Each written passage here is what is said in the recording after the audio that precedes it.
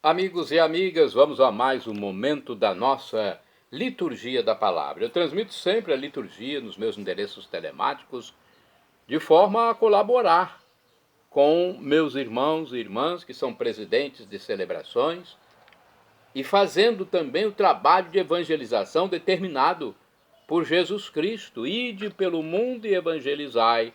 O que de graça recebestes, deem também de graça. É o mandamento de Jesus. Eu transmito nos meus endereços Paulo Roberto Maciel. Maciel, endereço geral. Se você quiser ir direto ao blog, é repórterpaulomaciel.blogspot.com. Ou então no YouTube, Paulo Roberto Maciel, Maciel 7919. Liturgia referente ao dia 3 de outubro de 2024. 3 de outubro do ano 2024 é quinta-feira, dia de Santo André de Soveral, Santo Ambrósio, Francisco Ferro e 28 companheiros mártires. Olha só, gente, são mártires assassinados no Brasil, hein? Puxa vida, protomártires do Brasil. Vamos falar da história deles daqui a pouco. Estamos na 26ª semana do Tempo Comum, no ano B. A cor é vermelha porque a missa é em memória aos mártires. Por isso tem também o ofício da memória que deve ser transmitido pelo presidente da celebração. A cor vermelha eu estou simbolizando aqui, né? E vamos para os textos bíblicos deste vídeo, desta celebração de 3 de outubro de 2024. Primeira leitura. Leitura do livro de Jó, capítulo 19, versículos do 21 ao 27. Disse Jó: Piedade, piedade de mim, meus amigos, pois a mão de Deus me feriu. Por que me perseguis como Deus, e não vos cansais de me torturar? Gostaria que minhas palavras fossem escritas e gravadas numa inscrição com ponteiro de ferro e com chumbo, cravadas na rocha para sempre. Eu sei que o meu Redentor está vivo e que por último se levantará sobre o pó. E depois que tiverem destruído esta minha pele, na minha carne verei a Deus. Eu mesmo verei, meus olhos o contemplarão, e não os olhos de outros. Dentro de mim consomem-se os meus rins. Palavra do Senhor, graças a Deus. Salmo responsorial é o 26, na Bíblia Vulgata, tradução latina da Septuaginta, ou 27 na Bíblia de Jerusalém. Versículos do 7º ao 8º A, 8º B ao 9º A, BC, 13 ao 14, refrão, versículo 13. Sei que a bondade do Senhor eu hei de ver na terra dos viventes. Repitamos. Sei que a bondade do Senhor eu hei de ver na terra dos viventes. Ó Senhor, ouvi a voz do meu apelo, atendei por compaixão. Meu coração fala convosco confiante, e os meus olhos vos procuram. Sei que a bondade do Senhor eu hei de ver na terra dos viventes.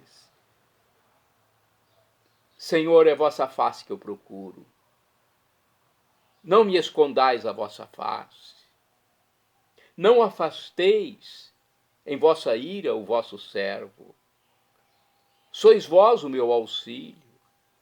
Não me esqueçais, nem me deixeis abandonado, meu Deus e Salvador. Sei que a bondade do Senhor eu hei de ver na terra dos viventes. Sei que a bondade do Senhor eu hei de ver na terra dos viventes. Espera no Senhor e tem coragem.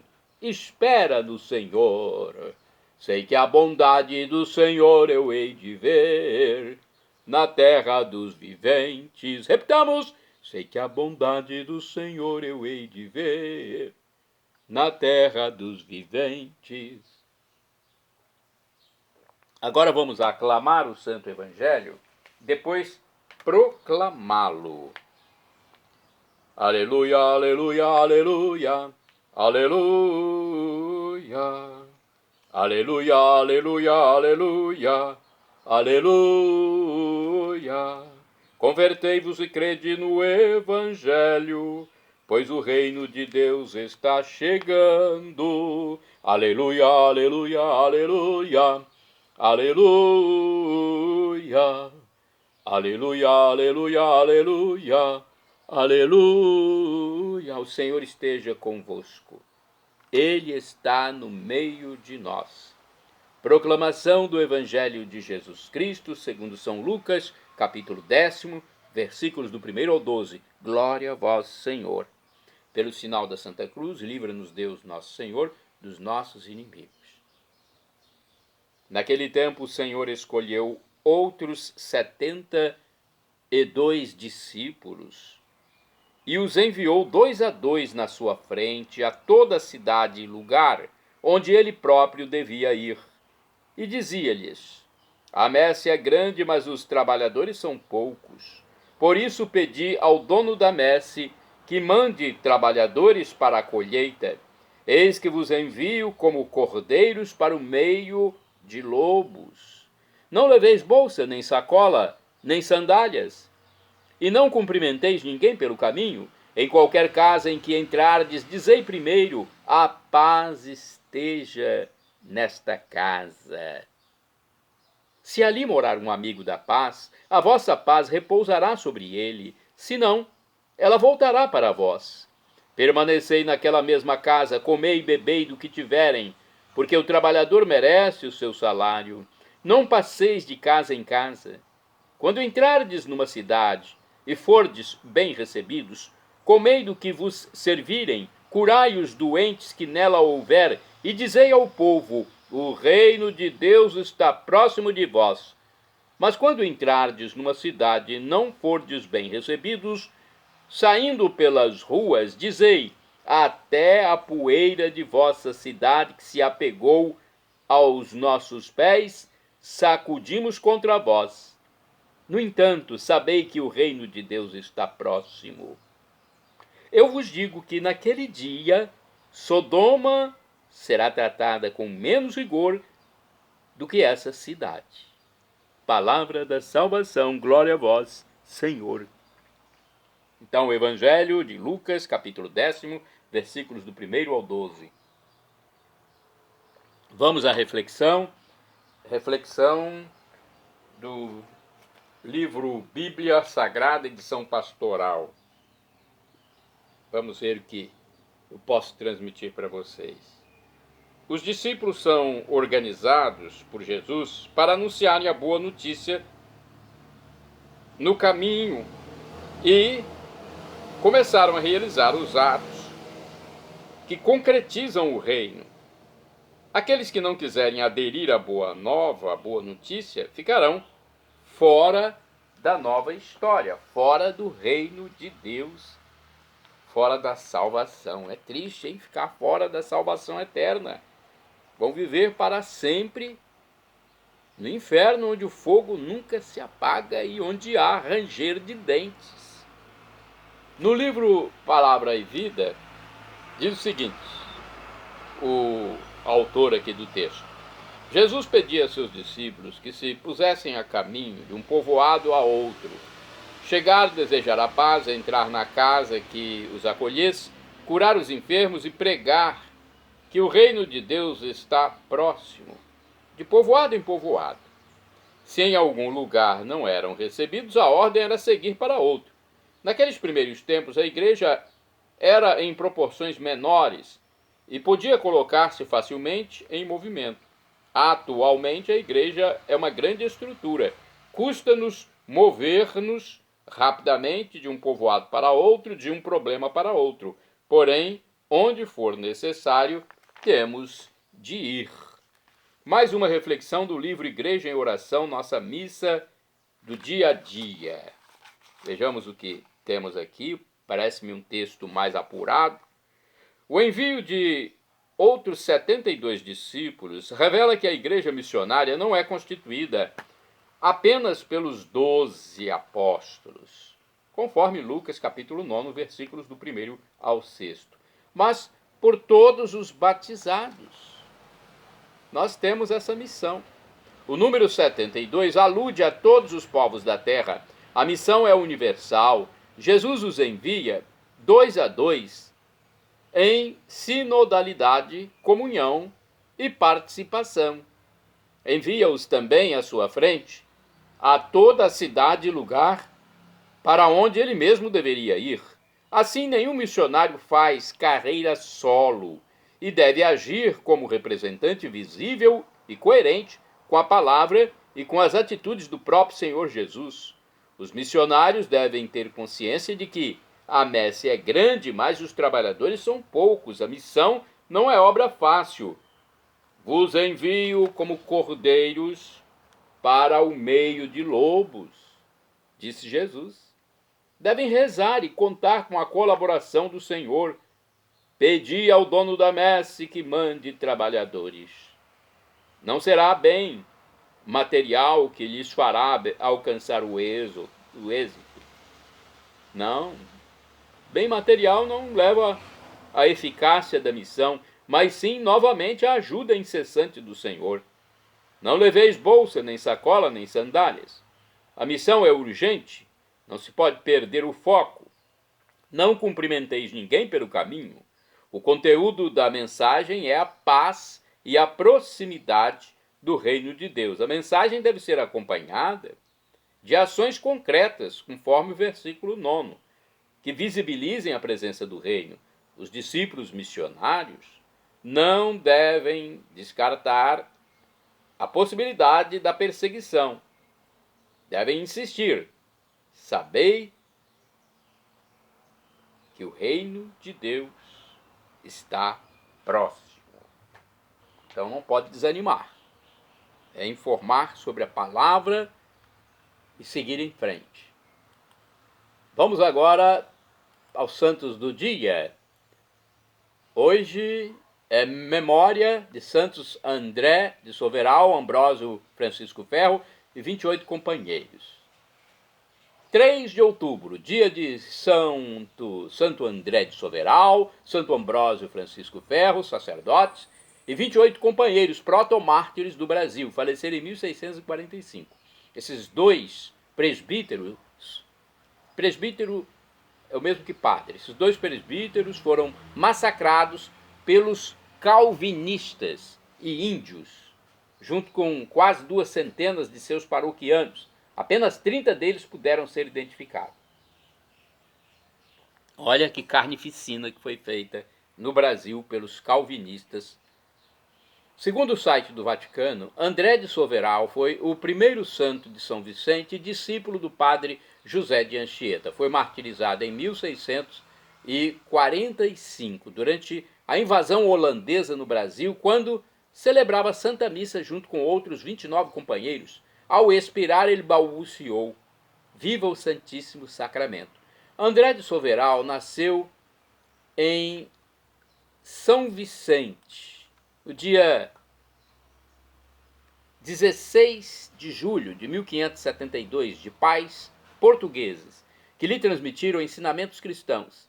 São Vicente foi a primeira cidade fundada no Brasil em 1532 por Martim Afonso de Souza. Presume-se que André tenha sido aluno do padre José de Anchieta, um dos primeiros jesuítas a chegar à terra de Santa Cruz.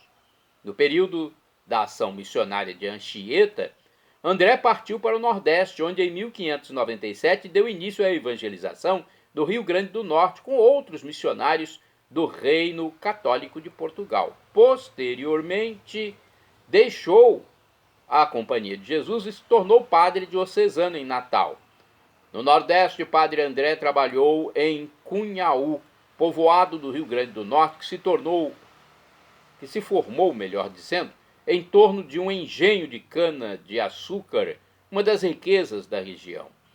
Era uma espécie de expansão da produção paraibana e pernambucana, berço econômico da comunidade dos índios potiguares.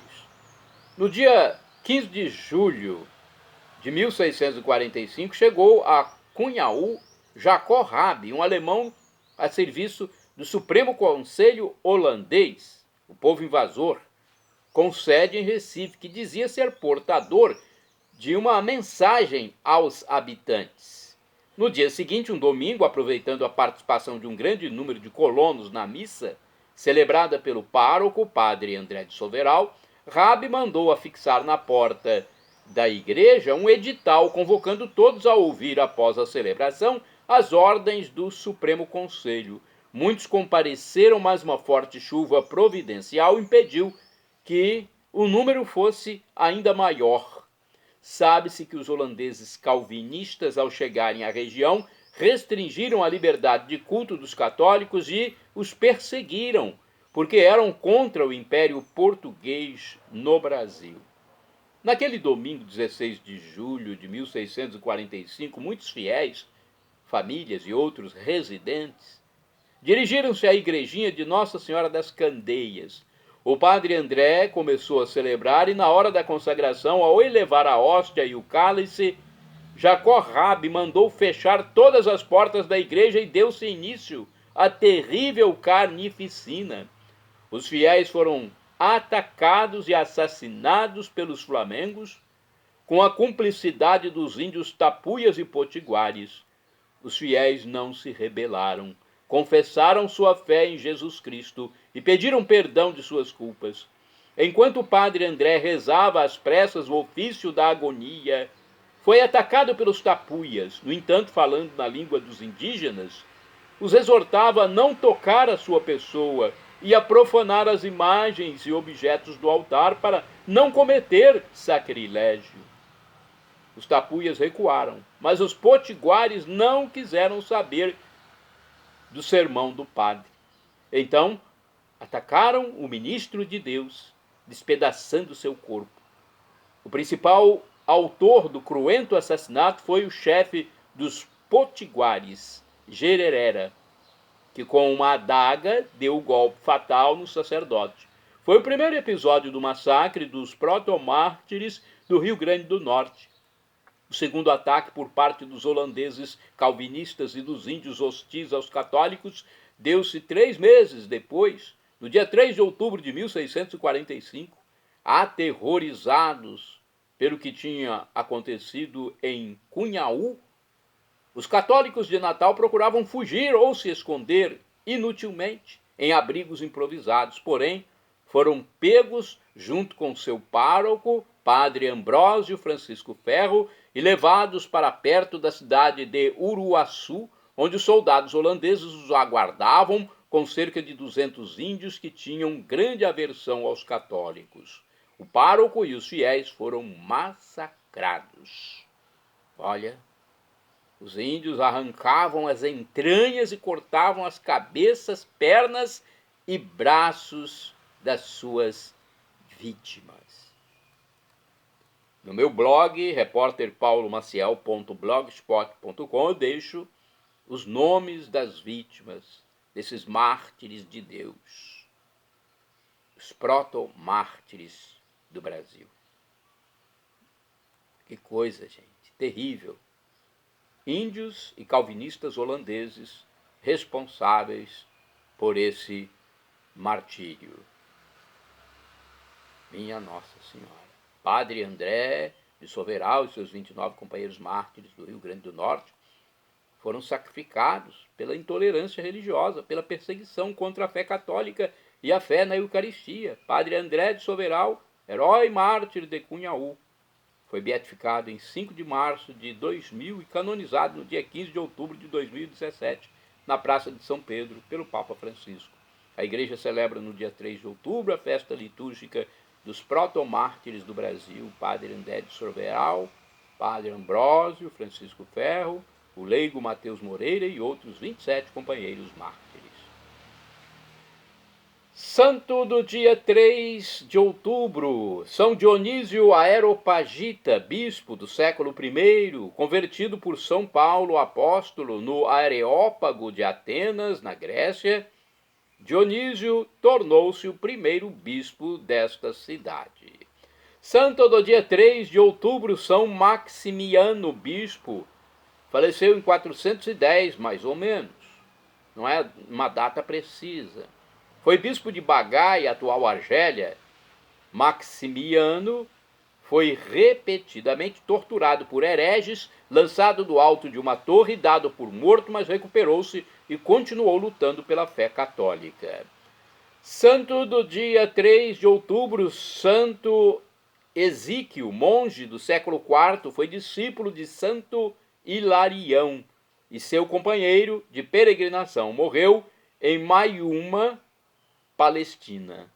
Santo do dia 3 de outubro, São Cipriano de Toulon, bispo do ano 543, foi discípulo de São Cesário de Arles, defendeu em vários concílios a verdadeira fé sobre a graça.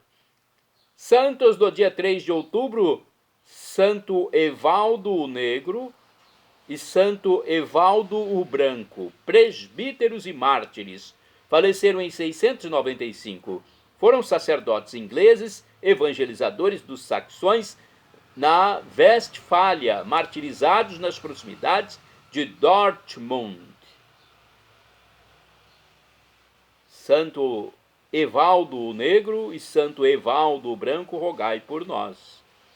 Santo do dia 3 de outubro, São Geraldo de Brogne, abade, faleceu em 959, foi fundador do mosteiro de Brogne e reformador da abadia beneditina de Saint-Ghislain, na Bélgica. Geraldo de Brogne instaurou a disciplina monástica em Flandres e depois se fez eremita. Shalom Adonai é uma expressão hebraica que significa paz de Deus, é o que eu desejo para todos vocês. El Shaddai, também do hebraico, significa Deus onipotente, Deus todo-poderoso. Ele proverá aquilo que você deseja, se for para o seu bem. O professor e escritor de mais de 100 livros da Igreja Católica, Felipe Rinaldo Queiroz de Aquino, em seu canal no YouTube, onde nos fala sobre nossas dúvidas, nos responde sobre aquilo que nós não sabemos, e ele sabe porque é um escritor de mais de 100 livros, o professor Felipe diz que Deus pode nos dar uma dessas 3 respostas quando suplicamos algo. Sim, não ou espere. Qualquer dessas respostas será a melhor para nós, porque Deus é onisciente, Ele sabe tudo, e é o nosso papaizinho do céu, nosso Abba, só quer o nosso bem. Até o não, quando recebemos de Deus, ou mesmo do pai físico aqui na terra, é o melhor. O pai quer o melhor para o filho. Então, fique atento.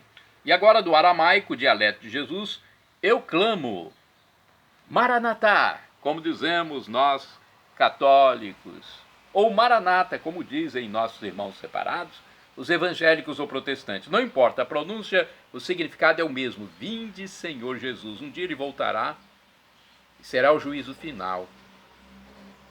Eu quero viver com Deus Pai, Deus Filho, Deus Espírito Santo, por todos os séculos dos séculos, para sempre. Uma vida perene em comunhão com Deus. Para isso, nós temos que crer em Jesus como Deus, o Deus do amor infinito que morreu na cruz por nós, venceu a morte, ascendeu ao céu e está à direita do divino Pai Celestial como nosso sumo sacerdote eterno. Temos que ser batizados e arrepender dos nossos pecados. Você já se arrependeu dos seus pecados? Eu me arrependo dos meus pecados diariamente. Perdão, Senhor, pelos meus pecados passados, presentes, futuros, físicos e espirituais. Pecados do pensamento, palavras, atos, omissões, e me dê a vida eterna. Meu Jesus, eu quero a vida eterna convosco, meu Jesus. Não perca a vida eterna. @Paulo Roberto Maciel, Maciel 7919.